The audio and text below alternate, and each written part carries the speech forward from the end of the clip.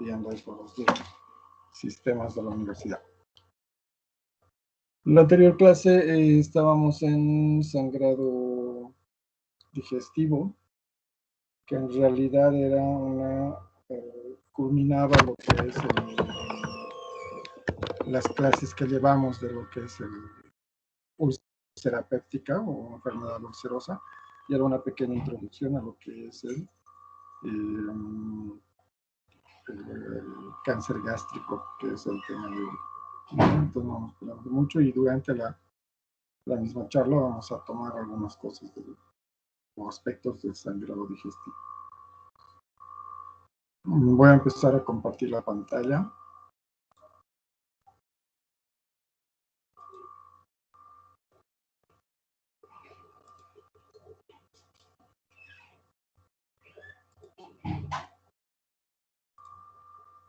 Me avisan si se ve, por favor.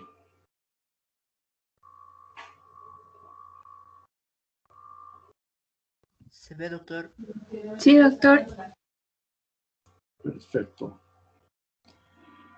Muy bien. En realidad, la terminología correcta es hablar de tumores, ¿verdad? Cuando nosotros hablamos de tumores, nos referimos a una proliferación de células, no necesariamente malignas, sino también benignas.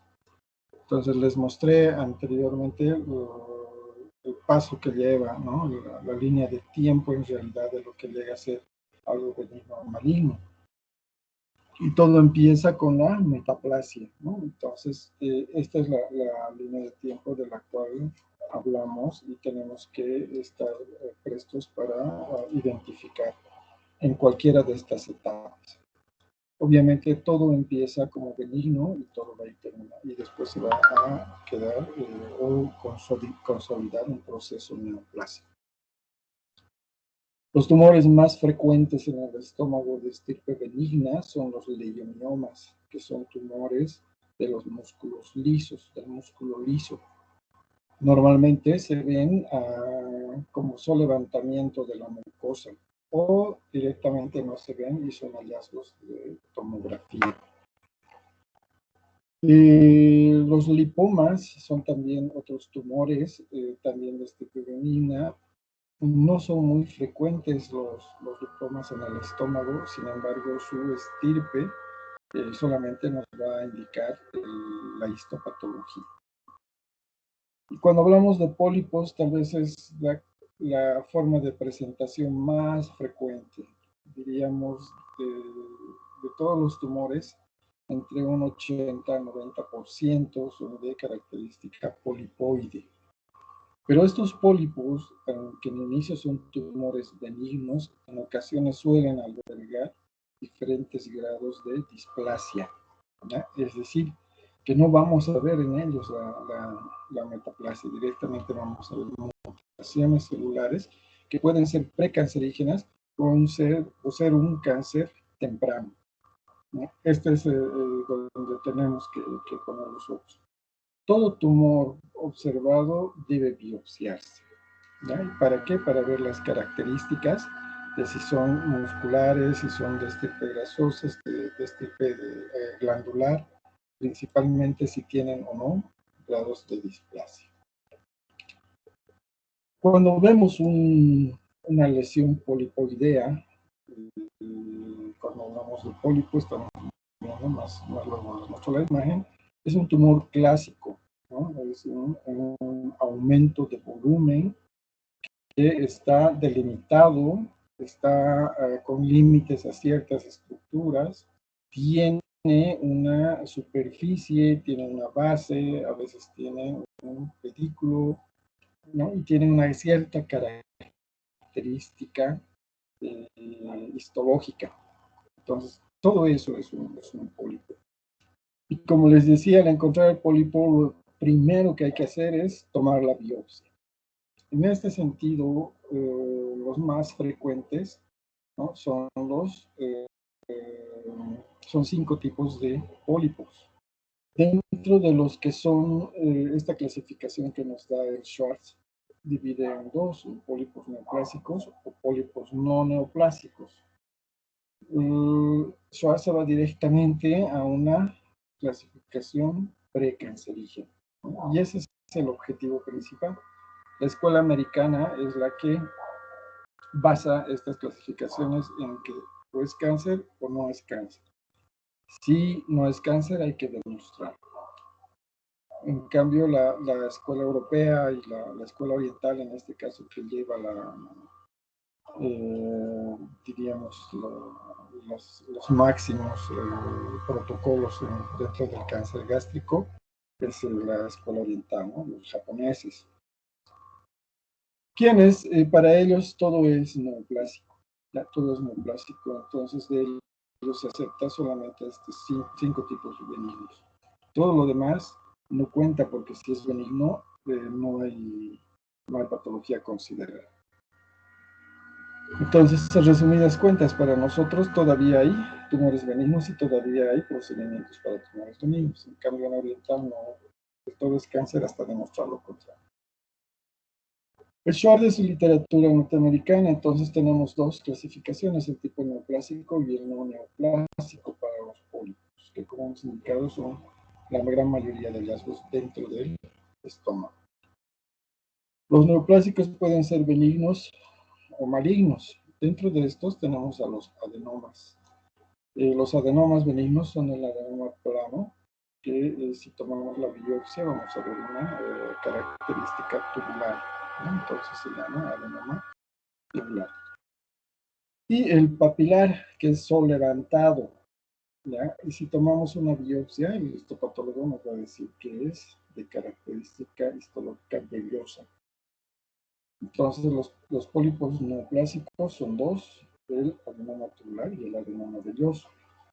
Hay también dos, hay un intermedio que tiene el patrón túbulo velloso, ¿no? Entonces, a estos se les denomina adenomas mixtos. Cuando el histopatológico describe células tubulares y células vellosas, entonces es un patrón mixto. En cambio, los malignos, por mucho, ¿no? Entonces son carcinomas polipoideos que pueden haber surgido ahí, dentro del pólipo, ¿ya? O pueden ser secundarios, que es en menor porcentaje. Secundarios, es decir, que ha surgido a través de una metaplasia. ¿Qué es lo que vemos nosotros en el diario que hacer para los que hacen cirugía digestiva? Son los pólipos no neoplásicos. Dentro de estos están los hiperplásicos, los amartomatosos, los inflamatorios, los de tejido ectópico, principalmente el pancreático, y remanentes nodulares de la mucosa. El hiperplásico e hiperplasia, esa es su principal característica, es decir, proliferación celular. Puede ser de cualquiera de estos tipos, ¿no? Histológicos. Pero la característica es que es un pólipo típicamente de proliferación celular. Dentro del amartomatoso están principalmente los que pertenecen a grandes síndromes, como el pólipo de Peutz-Jeghers, la poliposis juvenil, donde además vamos a encontrar lesiones desde el recto hasta la boca, ¿no? Entonces, algunos vienen con manchas, otros vienen con unas alteraciones glandulares, etcétera, etcétera. Entonces, estos síndromes son parte de lo que es el componente polipoideo digestivo. En cuanto a los pólipos inflamatorios, tenemos el pseudopólipo inflamatorio, el pólipo inflamatorio de retención y el pólipo heterotópico. Son pólipos que tienen el mismo aspecto de cualquiera de estos, pero no hay características de proliferación glandular, ¿no? O proliferación celular.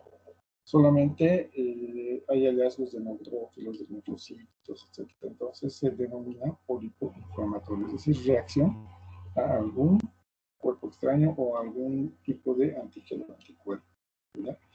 No quiere decir que sean inocuos. Mientras más cantidad haya de inflamatorios, hay una patología subyacente que hay que encontrar, ¿verdad? Pero sí, su característica benigna es 100%, para nada se malignizan estos tipos. Después ya tenemos el tejido pancreático ectópico. Este es muy muy fácil de distinguir. No le ponen aquí un aspecto de polipoideo porque generalmente es un hallazgo dentro de lo que es los cambios de mucosa. Parece metaplasia, pero no es metaplasia porque antes ahí no habían células normales, sino que nació con ese tejido ectópico, ¿no? Pueden haber dos, tanto en la hiperplasia de glándulos de Brunner como en el adenomioma. Ahí se pueden encontrar estos tejidos pancreáticos ectópicos. Y remanentes nodulares de la mucosa hace referencia a otro tipo de pólipos o lesiones polipoideas. En esta otra diapositiva tenemos las polipoideas benignas del estómago. Entonces podemos encontrar todo este tipo de lesiones, ¿ya? Por mucho, lo que más vamos a encontrar son los pólipos epiteliales, que son los pólipos superficiales. Y dentro de estos pólipos epiteliales vamos a ver los pólipos inflamatorios, ¿ya? Después, dentro de las lesiones polipoideas benignas está el leiomioma, que como hemos dicho están subyacentes a la mucosa.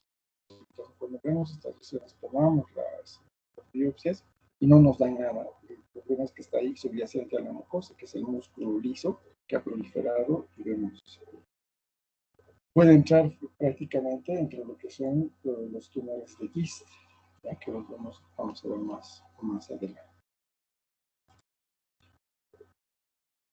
Lo importante en estos pólipos entonces es la línea de tiempo que puede transcurrir y que puede llevarnos a los tumores malignos, precisamente a lo que es el cáncer gástrico. Dentro de lo que es el cáncer gástrico es lo que hemos estado diciendo, que hay un crecimiento anormal, ¿no?, dentro de la estirpe celular. Entonces la célula no es normal, la célula tiene atipia, tiene todo un complejo de valores que se tienen un complejo o una arquitectura irregular, etcétera, etcétera. Entonces, todo eso se llama neoplasia o anaplasia o atipia, como se llama. Son cambios escalonados, se refiere a que vamos a ver una línea de tiempo en esto. Y eso es importante para ver para ver nuestra conducta. Estamos hablando de un cáncer temprano, de un cáncer avanzado, o solucionable o no, etcétera, etcétera. Nos interesa a nosotros si solamente es proliferativo, si ya es invasor o peor, ¿no?, metastásico. Invasor quiere decir que ha invadido estructuras vecinas. Y metastásico es que ha saltado a otras estructuras vecinas, ¿o no? Epidemiológicamente sabemos que el cáncer gástrico tiene una distribución mundial. No hay país que no reporte casos de cáncer gástrico. Obviamente hay países que tienen mayor incidencia. Dentro de estos es Japón. Por tanto, por esta casuística, los japoneses han hecho grandes investigaciones y han saltado a las partes que no había o no existía en países donde se daba mucho, o digo, poca incidencia de cáncer gástrico. Entre estos estaba Bolivia.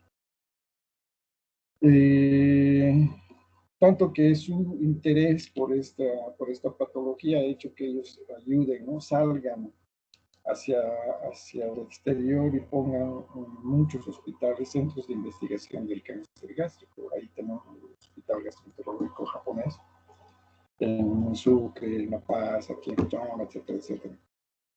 Han nacido precisamente porque aquí había poca incidencia, que ha ido cambiando poco a poco. Latinoamérica en sí era dentro de lo que es el aspecto mundial, los de baja incidencia, exceptuando todo lo que era Norteamérica. Sin embargo, hoy en día se ha pintado de diferente manera el mapa. Japón sigue llevando la mayor incidencia, y en Latinoamérica es Chile la que lleva la alta incidencia de cáncer gástrico. Las de incidencia intermedia están en Europa, todavía está así, no ha cambiado esto. Y de tener alta incidencia Estados Unidos, Canadá y Medio Oriente, hoy prácticamente ellos han avanzado principalmente con esto de los screenings temprano, ¿no? A bajar la incidencia en cáncer gástrico, más no a desaparecer. ¿Ya? La diferencia poblacional es abismal. La baja incidencia en Estados Unidos, si bien es baja para la población de Estados Unidos, que tiene más de 250 millones de habitantes, si traspasamos esa incidencia a cualquiera de los países aquí descritos, pues es la misma, ¿no? Es la misma. Por eso continúa el interés de Estados Unidos de la escuela americana en los estudios del cáncer gástrico. ¿Cuáles son los factores que incrementan? Esto ustedes han llevado hasta el cansancio, ¿verdad? Entonces, hay factores que sí aumentan el riesgo de tener cáncer gástrico y o disminuyen el riesgo de tener cáncer gástrico. Dentro de los que aumentan el riesgo, no estamos hablando de que van a tener cáncer gástrico, sino se ponen en el grupo de riesgo, ¿no? En el grupo de riesgo, que es un grupo intermedio. Están los antecedentes familiares en primer lugar. Y por mucho, lo más importante. Después está la dieta, principalmente rica en nitratos. Los nitratos vienen del ciclo de las proteínas, de las grasas. La poliposis familiar como enfermedad heredofamiliar, los adenomas gástricos, los pólipos adenomatosos que hemos indicado, el cáncer rectal que puede, principalmente si tiene los síndromes hereditarios, puede tener bastante incidencia en poner a ese paciente a un grupo de riesgo de padecer cáncer gástrico. Hoy en día el Helicobacter pylori viene asociado a lo que es el desarrollo de úlcera péptica primero y después cáncer gástrico. Peor si hay una gastritis atrófica o una metaplasia intestinal dentro del estómago, o peor si hay displasia. Nos indica que la displasia tiene varias etapas, donde solamente la última se denomina ya in situ, porque el cáncer ya está ahí. La gastrectomía o la gastroieunostomía previa, ¿no? Entonces, por eso los que hoy en día se hacen cirugía bariátrica y se empieza más temprano, entonces entran al grupo de riesgo de cáncer gástrico. Mientras más tardía la cirugía bariátrica tiene, se quita a este paciente del riesgo de padecer cáncer gástrico. Mientras más temprana las cirugías, entonces mayor riesgo de cáncer gástrico. Obviamente el consumo de tabaco, que está bien establecido, la enfermedad de Mennet-Field, ¿no? Como también otro síndrome presente para el cáncer gástrico. Los síndromes como estos hacen que sea de un origen genético. Entonces ahí se estudian los genes que se alteran y hay presencia de genes que van a mutar y desarrollar la historia natural del cáncer gástrico. Bien controvertido esto porque si bien se ha estudiado mucho en cuanto a la dieta, por ejemplo, los lugares de gran consumo de carne, que es la mayor fuente de proteína y proteína compleja, como la proteína simple. Entonces, grandes lugares, por ejemplo, la Argentina o ciertas partes del Brasil, no tienen gran desarrollo de cáncer gástrico. Pero si se les lleva a estos pacientes a un lugar, por ejemplo, a Japón, con la misma dieta, desarrollan cáncer gástrico. Entonces, hay algo más que está dentro de lo que es la historia natural del cáncer gástrico, ¿ya? Sin embargo, pues sigue siendo un grupo de riesgo. Lo mismo con el tabaco, ¿no? Y los antecedentes familiares. Se dice que aquí arriba están los antecedentes familiares porque se ha encontrado una fuerte relación de padecer esta enfermedad, es decir, y es hasta la tercera o cuarta generación. Muy difícil que salte generaciones como otros cánceres, entonces se hace una relación directa. Si el padre tuvo cáncer, es muy probable que el hijo o los hijos tengan cáncer gástrico. y después los hijos de estos, etcétera. Entonces, este es un punto muy importante a tomar, porque no importa la dieta o los factores que tengan. Sí han habido casos de cáncer gástricos sin todos estos hábitos, pero con un antecedente familiar de cáncer. Entonces, por mucho es el más importante. ¿Cuáles son los que disminuyen el riesgo de padecer cáncer gástrico? Los que consumen ácido acetil salicílico se cree por las propiedades con las prostaglandinas de esta aspirina, la aspirineta. Y la dieta rica en frutas frescas y verduras, rica en fibras sobre todo, ¿verdad? Entonces, las frutas principalmente y las verduras frescas hacen que el estómago trabaje poco, entonces poca proliferación de ácido, etcétera, etcétera. Entonces, se cree que esto permite la regeneración celular, ¿ya? De buena fe, o sea, de células buenas, ¿no? Y por supuesto la vitamina C por los grandes efectos de proliferación primero celular, de regeneración epitelial, por los efectos de autoinmunes que produce, etcétera, etcétera. También se las relaciona fuertemente como factores que disminuyen el riesgo de padecer cáncer gástrico. ¿Cuál es la frecuencia de los tumores gástricos? ¿No? Entonces, por mucho el carcinoma es el más frecuente. Y en el estómago, a partir de las células glandulares, entonces, que se denominan adenocarcinomas, ¿no? Es muy frecuente. Prácticamente más del 90% es carcinoma. El restante es linfoma, ¿ya? El linfoma hasta un 98%, digamos, o sea, completando el 90%, digamos, del cáncer gástrico, llega un 8% del carcinoma para otro 5%. Entonces viene a ser el linfoma. Y los demás son misceláneas, ¿ya? El hemangiosarcoma, el carcinoma, etc. Entonces, eh, siempre que veamos un cáncer, lo más probable es que se trate de un adenocarcinoma. Y un pequeño porcentaje linfoma, por mucho los más frecuentes. Dentro de los benignos, hemos hablado de los pólipos, que son las lesiones más frecuentes encontradas. Y dentro de estos, los pólipos inflamatorios, ¿no? Son los más frecuentes. Y el resto también se puede poner que analizar. Cuando hablamos de gastritis con relación a lo que es el riesgo cancerígeno, ¿no? Entonces estamos en las gastritis antrales, ¿no? Asociadas al Helicobacter pylori, tienen una relación para poner a este paciente en riesgo de cáncer. Peor si están asociados a una úlcera duodenal.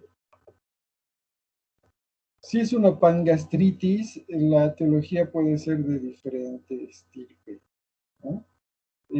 Pero siempre y cuando no haya metaplasia intestinal.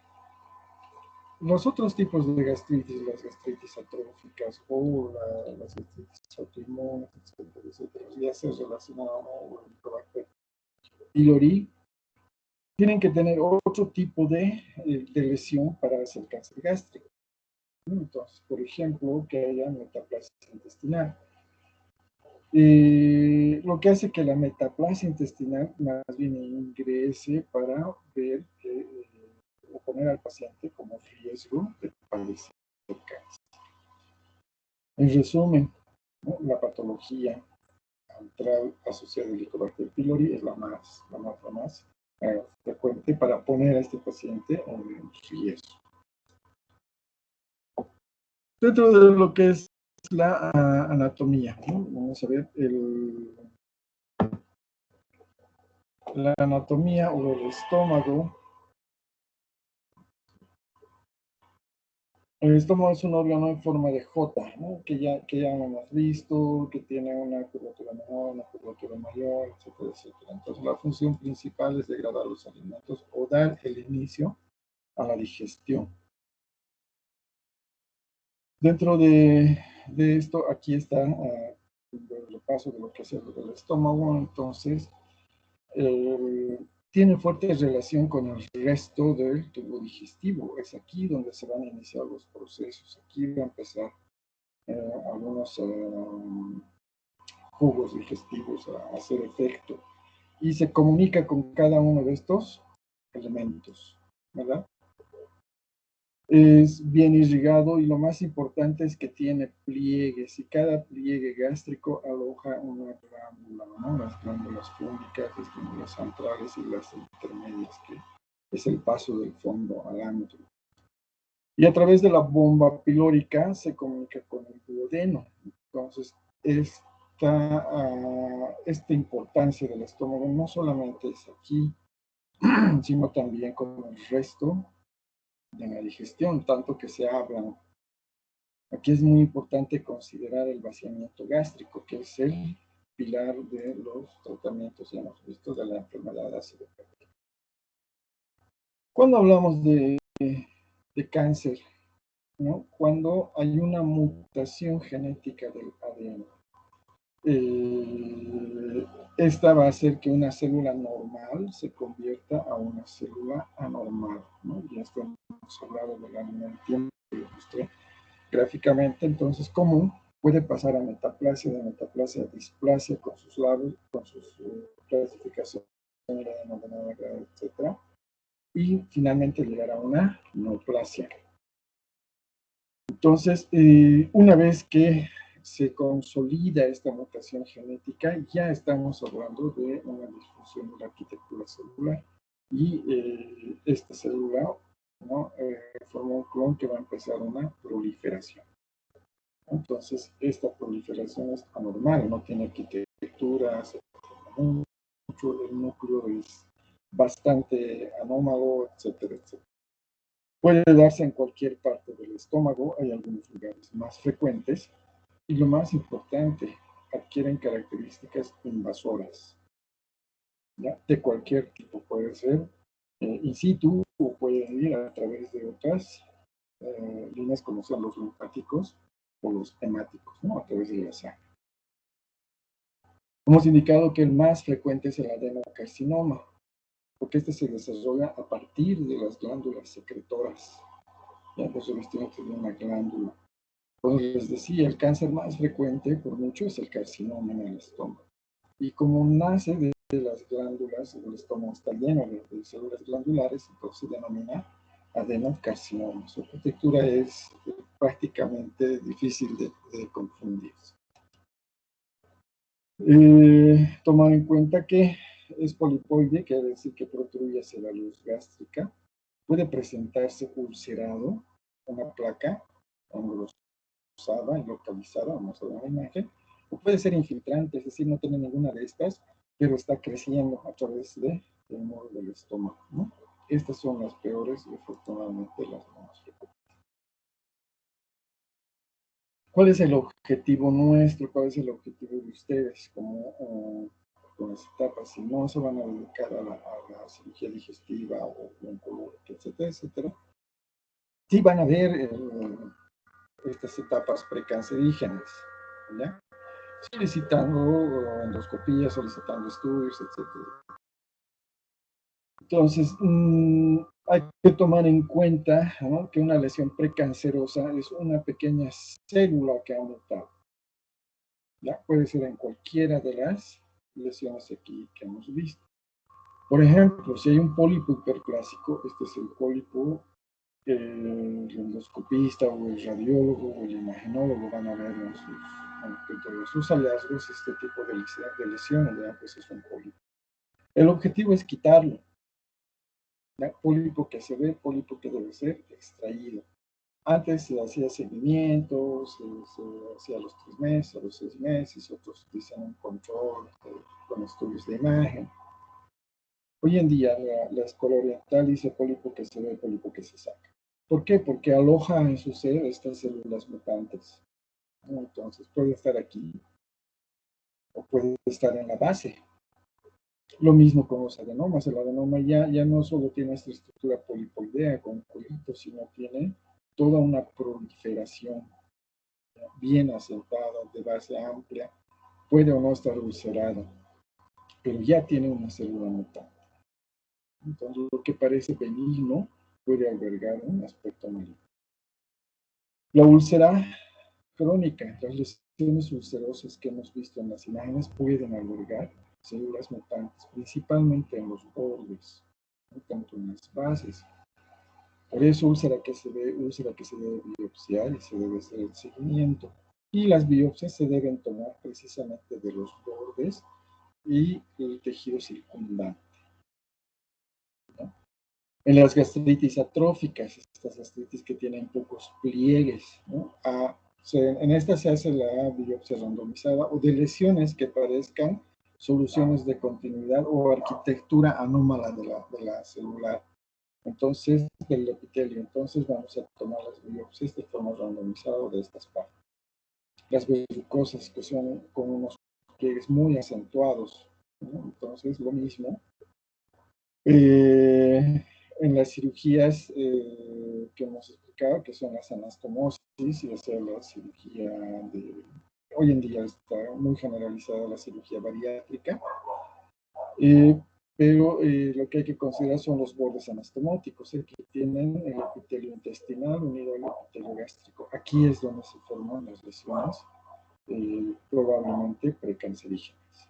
¿Ya? O en las glándulas aberrantes, como el páncreas católico. Entonces, esto no se ve, pero ustedes van a encontrar en sus estudios, ¿no? Se encontró pólipo de tantos, o aspecto adenomatoso, o mandaron una biopsia y el histopatólogo les dice que es un hiperplásico, es un adenoma, o se encontraron una arquitectura anómala. Entonces, ese es el objetivo de encontrar estas lesiones precancerosas. Este es un pólipo, este es un pliegue normal del estómago y esta es una lesión polipoidea, ¿no? Esta es una lesión polipoidea, como pueden ver. ¿Cuál es el objetivo de esto? Sacarlas, quitarlas. ¿Por qué? Porque aquí puede albergar células mutantes, ¿no? El tejido que posteriormente se haga un cáncer. Antes se hacía seguimiento de eso, hoy en día ya. Si es positivo, vamos a encontrar estos tipos de, que dicen los japoneses, ¿ya? Un cáncer incipiente, que en realidad está empezando, puede estar hasta la submucosa, puede ser único o ya de tamaño grande, ¿no? Incluso puede tener metástasis. Pero es incipiente cuando en la patología encontramos que ese pólipo es inocuo, que la base que está de implantación está libre de células malignas. Entonces, este cáncer incipiente con una célula mutante prácticamente es curable su extirpación. El intermedio es cuando la base ya está tomada, y el paciente no tiene síntomas, no hay datos de que haya metástasis o infiltración de otras estructuras. Pero la biopsia nos dice que la base ha sido tomada. ¿Qué hay en la base? La submucosa, y de la submucosa está el tejido muscular.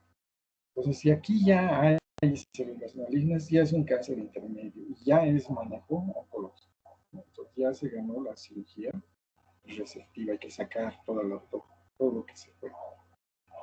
Cáncer avanzado, si bien se dice que puede estar en la submucosa serosa o en otros órganos, se dice avanzado cuando ya da infiltración, gana a todo el campo de histopatología. Entonces, lo único que queda aquí es estadificar, que vamos a ver después sus estadios. El adenocarcinoma entonces empieza así, con una forma polipoidea, y este pólipo puede albergar unas células mutantes. No ha tomado la submucosa. Entonces, por eso, pólipo que se ve, pólipo que se extirpa. Si se encuentran células mutantes en la base que han tomado la submucosa, todavía hoy en día se intenta la mucosectomía, que antes no había.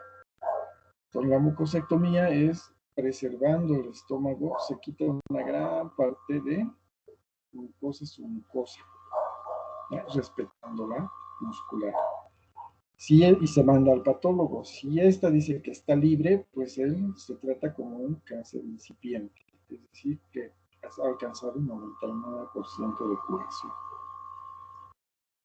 Pero si no se hace nada, o se observa, o simplemente no se diagnostica, este va a avanzar, ¿ya? Entonces este adenoma ya no va a tener el aspecto polipoideo, sino va a tener un aspecto adenomatoso, o con o sin úlcera. Y lo más probable que en este estadio ya sea invasor, por lo menos hasta la serosa o la muscular. Perdón. Entonces es un cáncer intermedio. Ya hay que sacar toda la pieza, buscar ganglios, etc. El problema es el infiltrante. El infiltrante, si ustedes ven, no se ve en la mucosa. Entonces, ¿qué ha sucedido? Que el tumor ha invadido la estructura subyacente, ¿no? El músculo, la serosa, e infiltra toda la pared, ¿no? Toda la circunferencia. A esto se le llama linitis plástica. Y el estómago adopta una forma de lino.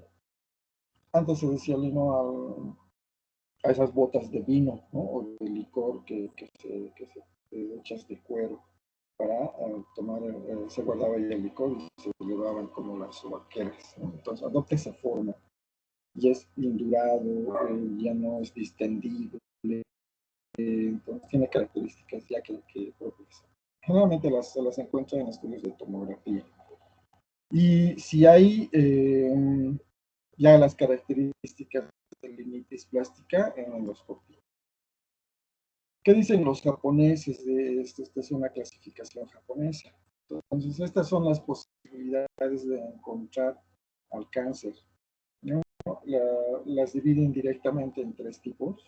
Es un tipo que es protruyente, un tipo que puede ser elevado, o sea, sobresaltado de la mucosa, plano, o un tipo ulcerado, pero no profundo. Entonces, eso es el tipo 2, A, B y C. O el tipo 3, donde ya es una úlcera bien pronunciada. Entonces, ¿qué tipo sería? Este es un tipo, ya es proliferante, y no es superficial, ¿no? Tiene una base, tiene una úlcera, y aparentemente tiene la arquitectura normal en el estómago, aunque aquí se pierden algunos pliegues. Entonces estamos hablando de un tipo 2, ¿no? Combinado, que está elevado. Entonces, tiene, aún así, con esta lesión que se ve, todo eso, tiene un gran porcentaje de que sea un cáncer incipiente. Sin embargo, ¿por qué es difícil extirpar esto? No es difícil extirpar, entonces la conducta aquí no es solo biopsiar. Si la biopsia nos dice normal, no confiamos, no nos confiamos. Tendríamos que sacar toda esta como una cosa. Pero si la biopsia nos dice que esta célula ya tiene arquitectura sospechosa o neoplásica o de adenocarcinoma, aunque sea y las otras normales, ya hay que sacar toda la pieza. Entonces, ya pasa un carcinoma incipiente. Esta es una lesión elevada, nada más. Entonces, puede o no notarse. Aquí sí se nota, a veces pasa como cualquier úlcera benigna que está en etapa de regeneración. Este es un avance desde los 90, no, desde los 2000, que es el NDI. Es una luz, ¿no? que cambia, el mismo endoscopio cambia la incidencia de luz, es una luz azul, y que da la arquitectura celular. Antes no había que hacer tinciones para ver de dónde se va a tomar las biopsias. Hoy en día con un botoncito tenemos sí sabemos que vamos a biopsiar de aquí, de aquí, de aquí, y de estos cambios de arquitectura celular, ¿no? Que aquí no se nota mucho, solo en la parte blanquecina. Esto han traído los japoneses, por eso ellos le van a la delantera en todo esto. Entonces, así como Olympus, ahí ahora en Nipónica, todos los equipos de endoscopía. Y son la última generación y nos ayudan para encontrar estas lesiones que aparentemente tienen este P benigno. Lo mismo aquí, esta es la arquitectura normal del estómago. Aquí está la cisura angularis y aquí hay una lesión que si observamos con con el MBI, entonces vamos a ver exactamente hasta dónde es el cambio de la mucosa y cómo es. Y ese es el objetivo, sacar las biopsias. Parece un estadio 2 plano, ¿no? 2B.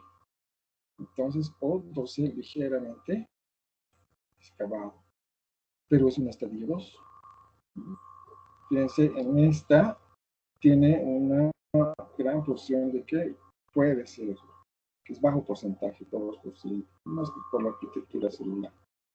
Un bajo porcentaje de que sea benigno, muy bajo porcentaje. En cambio, aquí tiene un alto porcentaje de que sea maligno. No se ve aparatoso, pero lo más probable es que sí. ¿Por qué? Porque la infiltración está dada hacia los bordes. Entonces, de eso habla la clasificación japonesa, ¿no? Y aquí no hay donde perderse. Esta es una lesión observable, esta es una lesión tipo 3 de la clasificación japonesa. Si ustedes observan, este lecho está sucio, con áreas necróticas, tiene además un borde ulceroso elevado, calciforme. No hay la arquitectura normal de las células y peor de la mucosa circundante. Y obviamente aquí no se ve, pero cuando se acerca la imagen se puede ver el aspecto glandular de la lesión, entonces lo más probable es que sea un adenocarcinoma. Como es ya un estadio C, se sobreentiende o hay que ir a buscar si hay metástasis o invasión a órganos vecinos, ¿no? Entonces aquí ya corresponde al estadio. Entonces esa es la importancia del estudio del cáncer gástrico. Para el cáncer, el principal estudio diagnóstico es la endoscopia. Por eso les muestro las imágenes endoscópicas. Y si en la tomografía sale sospechoso, que hay que indicarle endoscopia. Si tiene los factores predisponentes, los factores que lo llevan a un grupo de riesgo de cáncer gástrico, que hay que pedirle endoscopia. Entonces, ¿cuál es el objetivo de la endoscopia? Diagnosticar, ¿no? Y si se puede, terapéutica, si es un pólipo simplemente hay que sacarlo. Una vez que se encuentra ya imagen sospechosa o tenemos la histopatología positiva para cáncer, solamente queda conocer al enemigo y esta es la etapificación o estadificación. ¿Qué quiere decir eso? ¿Hasta dónde está el cáncer? ¿No? Si es inicial, si solamente está ahí en la mucosa, no ha tomado la mucosa ni la muscular. En la etapa 1 sí ha tomado, pero no hay gran diseminación y lo más importante, que no haya tomado serosa. Aquí ya hay indicación de resección, ¿ya? La mayoría de las escuelas quirúrgicas dicen ya hay que sacar en la etapa 1 y hay que sacar el estómago con buenos bordes. Los japoneses todavía intentan la mucosectomía, ¿no? Si la mucosectomía, si en la pieza, al sacar toda la mucosa, denudar prácticamente toda esa área, si al sacar todo eso, aún así hay células cancerígenas, entonces viene a cirugía. Pero si no, entonces ahí se queda y solamente se observa, se observa. Gran resultado, con gran resultado. En la etapa 2 ya hay compromiso de ganglios. Entonces ya es un cáncer, ya necesita coagulación de quimio, radio, etc. Entonces ese es el objetivo de la etapificación. Las otras etapas ya es cáncer avanzado. Entonces ahí hay que valorar el tipo de paciente. Si es joven hay que hacer todo lo que se pueda. Si tiene 80 años, 90 años, entonces ya son solamente medidas paliativas. Entonces, ¿de qué estamos hablando? De esto, ¿verdad? Donde el que va a mandar es su mucosa. En el estadio 1, en etapas tempranas, del tamaño que sea, no es invasor, entonces se puede sacar.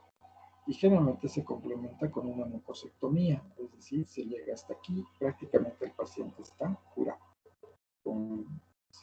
No llega al 100%, porque en la medicina no hay un acto curativo 100% efectivo para el cáncer, pero sí tiene un buen porcentaje de que este no va a aparecer más. Si hablamos de un estadio 2, con ya invasión a la submucosa o a la muscularis, todavía se puede lograr una gran mucosectomía, denudando toda el área que se pueda sacar. Si con suerte llegamos aquí y la histopatología dice que no hay células malignas, entonces tiene el mismo pronóstico que la etapa estadio.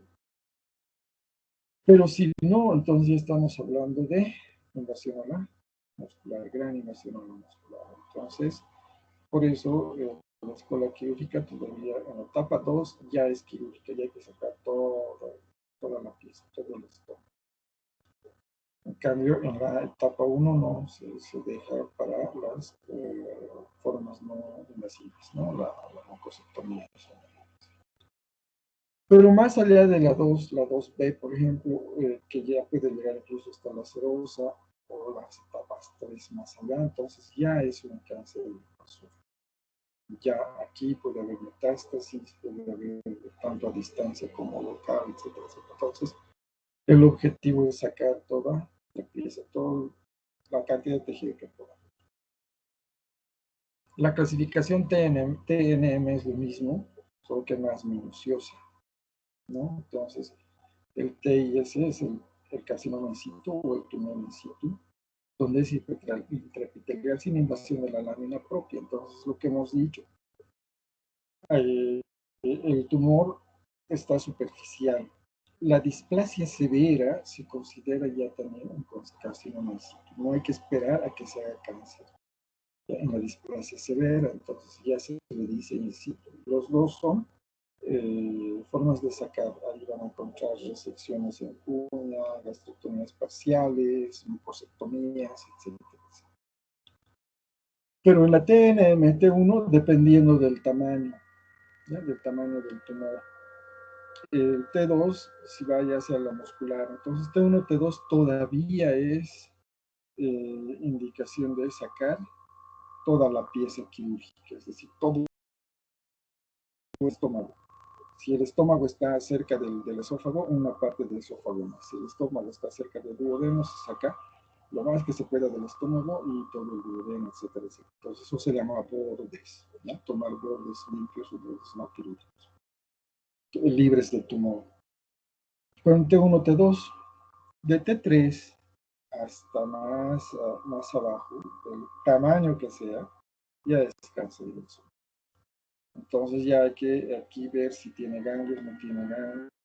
Aunque no tenga ganglios, hay que sacar toda la víscera y buscar estos ganglios. Hay que sacar por lo menos unos 20 ganglios para hacer esta clasificación. Entonces aquí ya está en cirugía.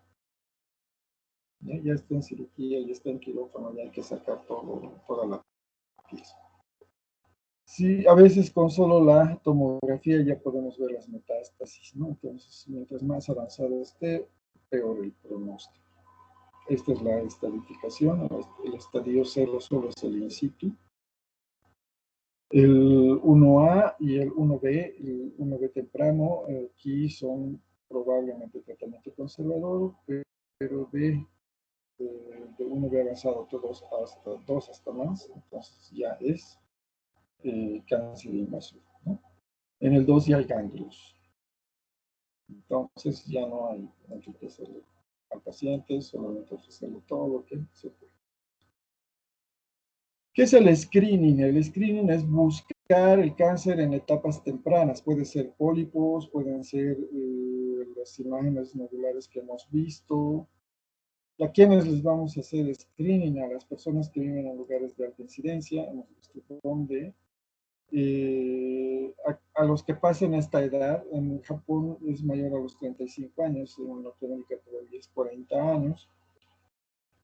A los que tengan antecedentes familiares o a los que ustedes consideren que están en riesgo, por ejemplo, los fumadores, los que vienen de lugares de alta incidencia, etcétera, etcétera. Entonces, ese es el screening. ¿En qué consiste? En hacer un estudio. Directamente puede ser endoscopía o puede ser imagen, lo que ustedes deseen. La endoscopía es por mucho el que tiene mayor sensibilidad y mayor especificidad. Si tiene anemia, el paciente ya se ganó también la endoscopía, principalmente si la anemia es de causa a determinar, ¿no? Y tomarles las biopsias. Las biopsias son las que tenemos que ver, identificar y estudiarlas bien. ¿Qué factores son asociados al cáncer gástrico? Ya los hemos visto. En cuanto a la alimentación, hábitos, costumbres, el Helicobacter pylori, cirugía gástrica por otras lesiones, las gastritis atróficas, la anemia perniciosa, aquella que anemia de origen determinado, que además es perniciosa, los del grupo A, la acloridia, el tabaquismo, todo lo que ustedes consideren. Si el cáncer se manifiesta, generalmente ya está avanzado. ¿Qué es lo que nos debe llamar la atención? La pérdida de peso, el dolor epigástrico, la anorexia y los vómitos, ¿no? Generalmente vienen con pérdida de peso, ¿no? Y la pérdida de peso es inexplicable y es abrupta, más de 10 kilos en un mes. Entonces, los 10 kilos hasta en una semana, 2 semanas, así de abruptas, así de precoz, ¿ya? Y esto ya debe hacernos pensar, no solamente en cáncer gástrico, ¿no? Si bien el cáncer gástrico es el más frecuente en estos, hay otros cánceres que también nos llevan a eso. El dolor epigástrico, ¿no? Historias naturales de gastritis, enfermedades, que siempre han estado en tratamiento, y no hubo pues endoscopías. Anorexia, pérdida súbita del apetito, de repente ya no quiere comer, no tiene apetito, entonces se le ha perdido, tiene sensación de plenitud. Obviamente los vómitos inexplicables y vómitos que no ceden, ¿ya? Empieza a vomitar, vomitar, vomitar, vomitar, vomitar. Esta es la sensación de plenitud o plenitud epigástrica. Sangre oculta en heces, ¿ya? O hemorragia digestiva macroscópica. La única forma de ver es en las heces. Y en las heces nos va a decir vestigios de sangrado o eritrocitos. Cuando no pueden comer, obviamente, y hemos hablado de la anemia. ¿Cómo hago el diagnóstico? Antes este era el gold estándar, ¿no? Una radiografía contrastada, ¿no? Pues, principalmente con bario. Así se puede ver, pero las lesiones ulceradas, con polipoías grandes, o ya cáncer avanzado, o la limnitis plástica. Pero por mucho ha sido superado por la gastroscopía, ¿no? Que es el que tiene mayor especificidad y sensibilidad. Entonces, esta es un cáncer avanzado típico, ¿no? Cambios de coloración en la mucosa, lesiones polipoideas, arquitectura anormal y lo peor es que está invasivo, ¿no? Tejidos que no tienen nada que ver con esto están al frente y en otro lado también tienen los mismos cambios. Entonces, lo más probable es que sea cáncer. Lesiones sospechosas, ¿no? La ulcerosa, aquí está ulcerosa, el borde sucio, como lo habíamos visto antes. El tratamiento, cirugía. Les había hablado de la mucosectomía en etapas tempranas. Cuando ya hay invasión, entonces cirugía. Se puede quitar todo el estómago o se puede sacar parcialmente o parte del estómago, principalmente si están distales, es decir, cerca al bebé. Pero si no, ya es proximal, entonces ya hay que sacar todo el estómago, ¿no? Todo el estómago. Les vamos a hacer cirugía donde, aunque el tratamiento no ofrezca curación, ¿ya? ¿Por qué? porque nos puede ayudar la quimioterapia. El foco está en el estómago y se va a seguir expandiendo. Entonces sacamos el foco y hacemos quimioterapia y puede ayudar a detener la enfermedad. Entonces, ¿qué vamos a hacer? Si está por aquí el tumor, se puede sacar solamente esta parte del estómago, ¿no? Pero si ha pasado principalmente la cesurangularis, entonces está aquí y hay que sacar todo el estómago. ¿Cómo vamos a corregir? Con una cirugía o una anastomosis, ¿no? En este caso es una gastrectomía parcial. Se toma un poquito más el una subtotal y reconstruida con una gastro y uno anastomosis término lateral.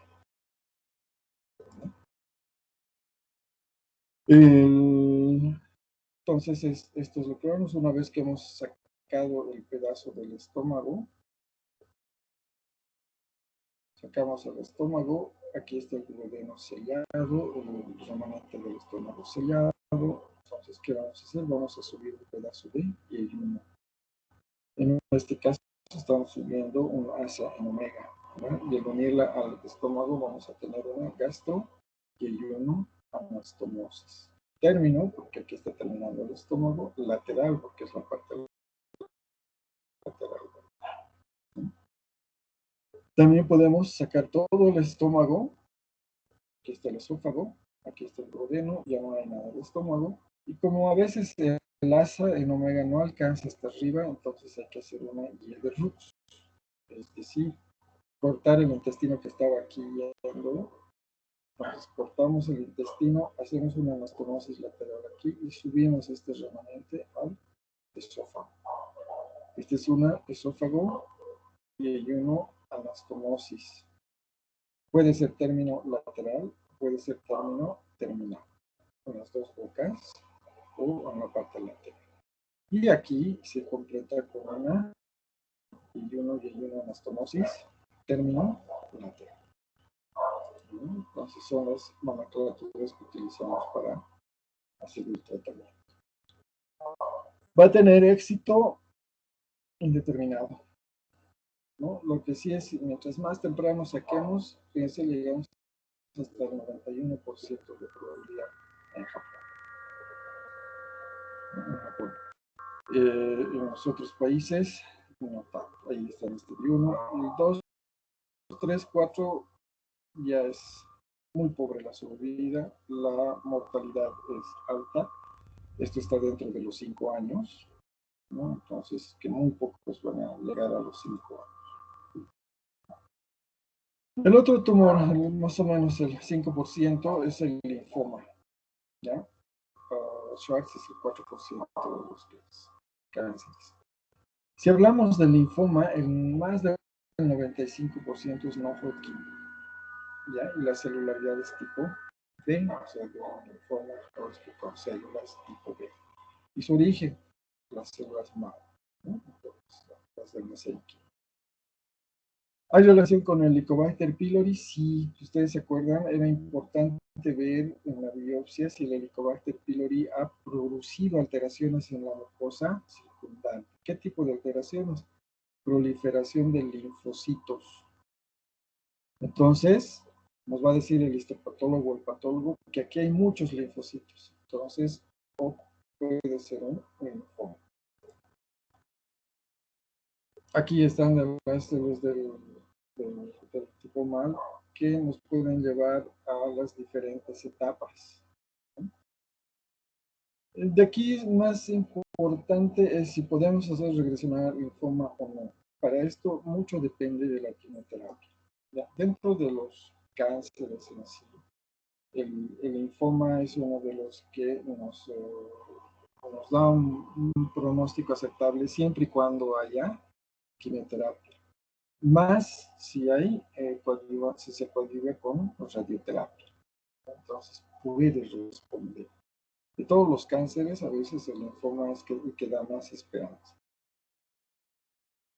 Bueno, hasta aquí hemos llegado. ¿Alguna pregunta?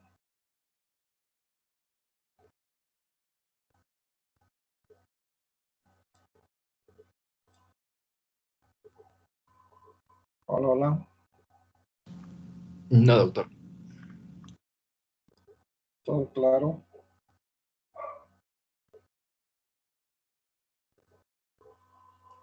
Vamos a dejar de compartir.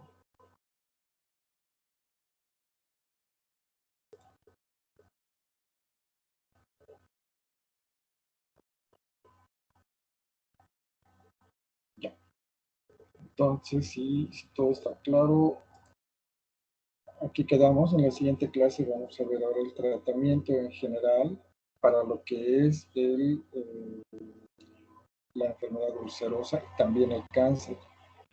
Ahí vamos a definir bien cuáles son las técnicas que se usan, la gastroinostomosis, la Leber-Rux, cuáles son, cómo se hacen, etcétera, etcétera. ¿Ya? Vamos a unir a la técnica quirúrgica de la enfermedad ulcerosa complicada. ¿Cuál es la complicada? La que obstruye, la que sangra o la que se perfora. Estas son las tres indicaciones que hoy por hoy tenemos para cirugía gástrica desde el punto de vista de la enfermedad ulcerosa. Y obviamente el cáncer. ¿Alguna pregunta? ¿Todo claro?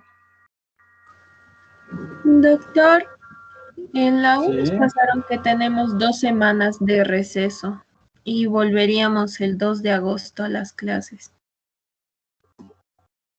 Bueno, no sé, no nos avisaron nada. Más bien me avisaron que empezaban desde el lunes práctica. No les dijeron nada. Práctica, sí, doctor. Ya empezó desde el 12 esta semana, pero hay 2 semanas de receso y ahí recién, incluso las anuales, y recién volveríamos el 2 de agosto a clases. Desde el lunes sería el receso. Sí, doctor. Y empezaríamos el 2 de Ya. agosto recién. Empieza En desde realidad, el test. desde este lunes. De todos modos, tendríamos, si es así, el jueves 5 todavía terminamos con gastro, ¿no? No creo que sea feriado, y aunque sea feriado, tenemos que sí o sí tomar esa fecha. Porque, a ver, sí o sí, no hay otra. 5 de agosto nos perdemos. ¿Ya? Si es que hay el receso, entonces el 5 de agosto terminamos con todo lo que es cirugía gástrica. Me parece bien, porque el examen para el 10 de agosto, si es que no se modifica, tenemos todo lo que es hernias inguinales y todo estómago, que sí es bastante.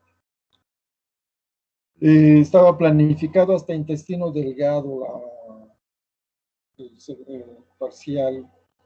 ¿Por qué? Porque el colon estaba dividido en muchas, entonces prefiero llevar el colon como una entidad sola, única, y ahí va a incluir apéndice, oclusiones, etcétera, etcétera. El intestino delgado más entraría intermedio, ¿no? Tanto para estómago como para colon. Entonces, el intestino delgado es nuestro comodín, puede unirse a lo que es el parcial junto con estómago, o puede unirse al parcial junto con el colon, lo cual estaría muy bien, no nos hace fallar en nada estas 2 semanas de vacaciones. De todos modos, como les digo, la única circular que me ha pasado es que iniciaban clases prácticas, pero si hay receso, está bien, entonces nos veremos el 5 de agosto. ¿Sí? Doctor, disculpe, ¿la fecha del tercer parcial se sigue manteniendo hasta el 10 de agosto? Porque nos cambiaron la de ginecología y dijeron que nos iban hasta a que digan reprogramar lo todo. contrario. Sí, hasta que digan lo contrario, como les digo, si no cambia nada, completando nuestra clase el 5 de agosto, sí, estamos todo bien. Ahora, si postergan la fecha del examen, igual nosotros seguimos avanzando. ¿Ya? Ya, doc, gracias. No hay problema. Ok, ¿algo más?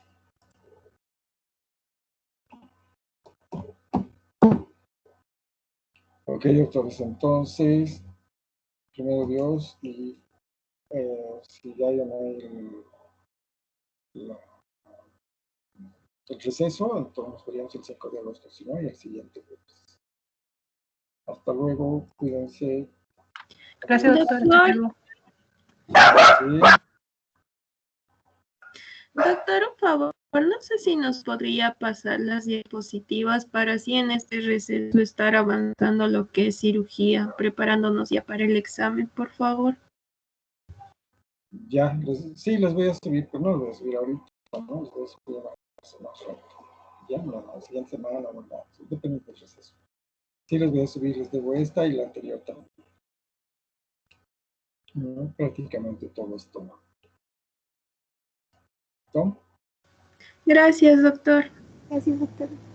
Adiós, adiós. Doctor, felices vacaciones. Hasta luego, doctor.